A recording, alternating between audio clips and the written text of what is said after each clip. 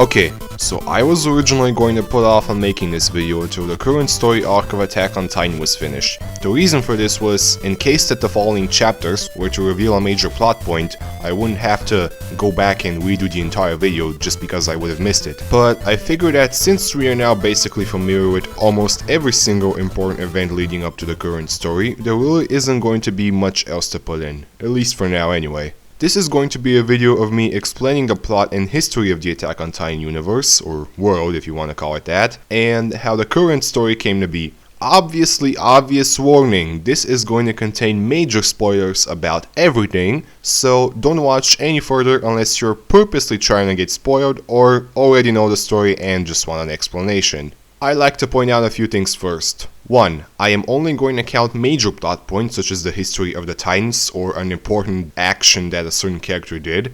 I am not going to count minor events such as a specific year a character is born or any background events history of every single character. 2. I'm not going to be talking about the Before the Fall manga with the exception of a few important details. Yes, I know, it's canon, but for this video specifically I will only be focusing on the main Shingeki no Kyojin story and nothing else. 3. The current year in the SNK calendar is 850. Anything before year 1 in that calendar will be referred to as B1 at the end, which stands for before year 1. I am also going to be keeping a year or date at the bottom right corner of the screen throughout the video, as well as a counter for how far back that certain time period is compared to the present time. This is for the purpose of properly showing you guys when certain events are happening, and as well as to keep things clean and organized. And lastly, please keep in mind that the story and exact history of this universe has had many different versions of it, created and twisted by different people in the universe itself. There are multiple sides of the coin, and we can't quite know for sure what the truth actually is. Then there is the fact that the manga still has a ways to go before it's completed, and everything is 100% confirmed, but what I am about to cover should pretty much explain most of the story. Without further ado, grab your popcorn, glass of water, or whatever else you may have, and let us begin. So, to take a look at the story of Shingeki no Kyojin, we need to get to know the world and setting first. Unfortunately, this is the most that we've seen of the Attack on Titan world at the time this video is made. First, we have the massive continent which you can see in the middle here. This is supposedly where everything began, and although the continent doesn't have an official name known to us yet, at least a name that we can read, it was inhabited by the once great nation of Marley. On the east of the continent we have Parati Island, which I'll get to in a little bit. Now, what we do know is that somewhere on the east of the continent there is another nation which is supposedly where the East Sea clan originate from, or the Asians depending on how you want to call them. This has not been fully confirmed yet, but at this point it's very likely. Also, last side note before we get to the good stuff, I promise. If you can recall, the name of the first chapter of the manga, as well as the first episode of the anime, is To You in 2000 Years. For the longest time, fans have speculated what this could mean. There's been a lot of interesting theories about this topic, but with recent chapters we do kind of know what it means. At least a little bit. So, around 2000 years before the current time, there was a royal family by the name of Fritz. Fritz came into power and essentially ruled humanity for what would turn out to be all the way until now, almost 2 millennia. A woman by the name of Ymir Fritz, a member of the family, one day came in contact with what is now called the source of all organic material.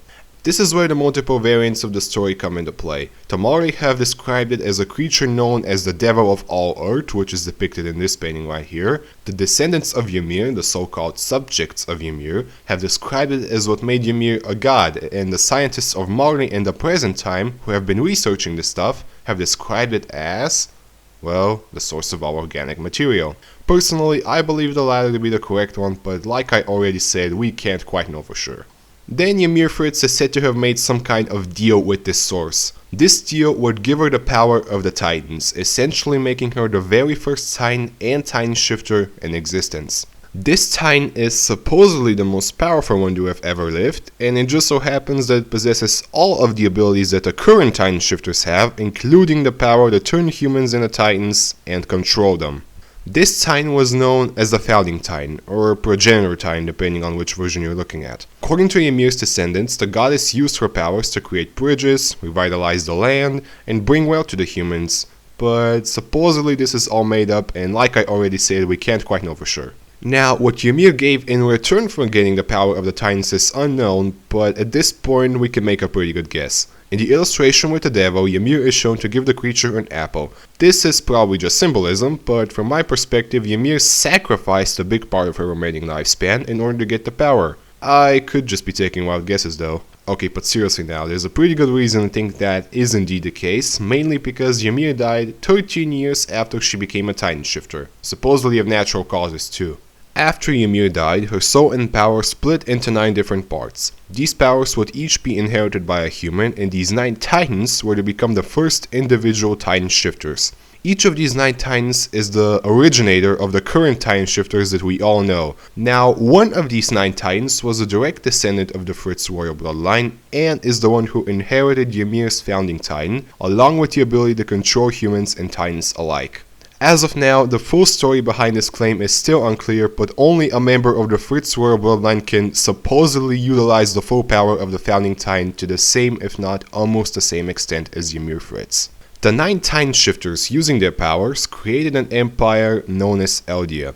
From this point on, there is a huge time skip, and the events that take place within this period are not specifically written in a certain year. Also, I'm just going to get this out of the way in order to avoid confusion. In order for a Titan shifter ability to be passed down onto the next holder, the one who inherits it first needs to transform into a mindless Titan and then eat the Titan shifter who is currently holding that power. This will allow them to revert to human form and take the shifter power as well. I'm going to be talking about Titan shifters in a separate video, so for now, let's just focus on the timeline. Around this time, we are also introduced to the Ackerman family, a non-Eldian bloodline capable of performing extraordinary physical feats which have become available after an Ackerman's moment of awakening, which we've seen and heard about a few times throughout the series. The Ackermans were to become the loyal bodyguards of the Fritz house, the royal family who inherited the founding Titan from Ymir, and they were also immune to the Titan's ability to control humans due to not belonging to the Eldian bloodline, which was the majority bloodline at the time. This also applies for any human who is not a descendant of Ymir, including humans from Mari and the Asians I mentioned before. The Fritz house was among the 9 ruling houses of Eldia, who each possessed a Titan shifter. Eventually, war and conflict broke out between the other 8 houses, but the Fritz family, using the power of the founding Titan, managed to maintain the balance between them for the time being. The Eldian Empire then attacked the nation of Mari, committing mass genocide alongside rape, in order to increase their numbers, and continue to do so for about 1,700 years. That was if the story is actually legit and not just Mari made bullshit. After this major time skip, we find ourselves a few years before the year 743. The 145th Fritz king inherits the founding Titan from the previous monarch, while the conflict between the remaining 8 Titan houses is still going on. However, the king abandons his duties as the founding Titan and runs away from the conflict. He moves the capital of Eldia to the island of Paradi, bringing the Eldian population with him along with some non-Eldian bloodlines who just happened to be there at the time. However, by doing this, he essentially puts the final nail in Eldia's coffin. Not all Eldians on Mari support the king's decision and decide to remain back on the continent, including a branch of the royal family. The king's absence leaves the remaining 8 Titan houses fighting and weakening each other, which gives Mari an opportunity to start a quote-unquote civil war against Eldia after quote-unquote seemingly being oppressed by them for almost 2 millennia. I say seemingly because once again, this is probably not the real story. This conflict eventually becomes known as the Great Titan War. Because of Eldia's weakened state, Mari manages to successfully overpower them and steal 7 out of the 9 Titans in Eldia's possession, which simultaneously ends the Great Titan War with Mari coming victorious. Essentially, this sets Mari on a path of dominion. Backed by their incredibly quick advancement in military technology in the following decades, plus the fact that they had 7 Titan shifters at their disposal, Mari becomes the world force. After the Great Titan War ends, the 145th Fritz king puts the power of the founding Titan to use by using it to order tens of millions of colossal Titans to line up and create 3 50-meter tall walls around the remaining Eldian territory. The walls themselves were made by the Titans' ability to harden their skin, and essentially they become the supporting pillars for the 3 walls, which will be later named Maria, Rose, and Sheena.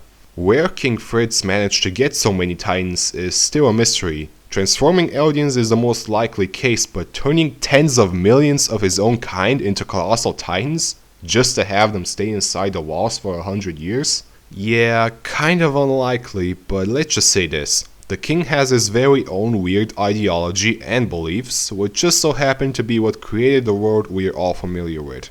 But before that, the king sends a message to Marty, threatening to unleash the Wall Titans on them and the entire world, should they or anyone else try to interfere with his plans or attack the walls. After making the walls, King Fritz uses the founding Titan to erase the memory of the entire population inside, making them forget their history before the creation of the walls, and starting a new world of peace where nothing is known of the outside world to anyone, and people would stop conflict for good. The only two bloodlines which were not affected by this mass memory wipe were the non-Eldian bloodlines which came along the Paradi Island, namely the Ackermans and the Asians. Somewhere around this time, the name Fritz was dropped and left as a name for the puppet king who would stand as a substitute of the royal family, while the true royal family ruled from the darkness and assumed a new name, Rice. The Rice family would continue the quote-unquote succession ritual, passing down the founding Titan to their children every 13 years or so. The Ackermans remained as the bodyguards of the royal family, but eventually they turned against the royal family as they didn't agree with the king's ideas. Due to being immune to the founding Titan's power and knowing the history of humanity before the creation of the walls, the Ackermans were persecuted and targeted by the government since they posed a threat to the peace that the king had created. Not only them, but the Asians as well. Going back to Marty, the Eldians who stayed behind on the continent became lower class citizens with very few rights. Instead of the Marty eradicating them from their land for what their ancestors had supposedly done for them for 1,700 years, they gave them land to live on and put them in interment zones or so-called ghettos. This lower class citizenship meant that any Eldian, a subject of Ymir, had to wear an armband with a star on their left arm which symbolized their impurity and evil ancestry. Breaking the wall or opposing Marty in any shape or form meant either death or even worse, becoming a Titan. Essentially, Marty used their Titan shifters to extract the spinal fluid from them, and when an Eldian human is injected with the spinal fluid, their bodies react in a way which the Marty claims no other bloodlines react to. They become a mindless Titan. Once an Eldian is deemed punishable, they are imprisoned and taken to the island of Paradi. On the coastline of Paradi, a bay has been built along with a 30-meter tall wall above the sand dunes. Eldians would be taken to the top of the wall, then a Marty soldier would inject them with the Titan spinal fluid and kick them down the wall as they transform into gigantic, mindless Titans. And this is how Titans came to exist outside the walls, chasing and devouring humans in hopes to find a Titan shifter and regain their humanity. That was the original purpose of the mindless Titan, apart from being used as a foot soldier, to take the power from the shifter and become its next holder. But these Titans would just wander endlessly on the island and prey on their own kind. The sheer amount of Eldians Marty has exiled on the island would become the Walled Kingdom's worst nightmare, preventing them to leaving the walls even if the royal family allowed it. They became, essentially, birds in a cage.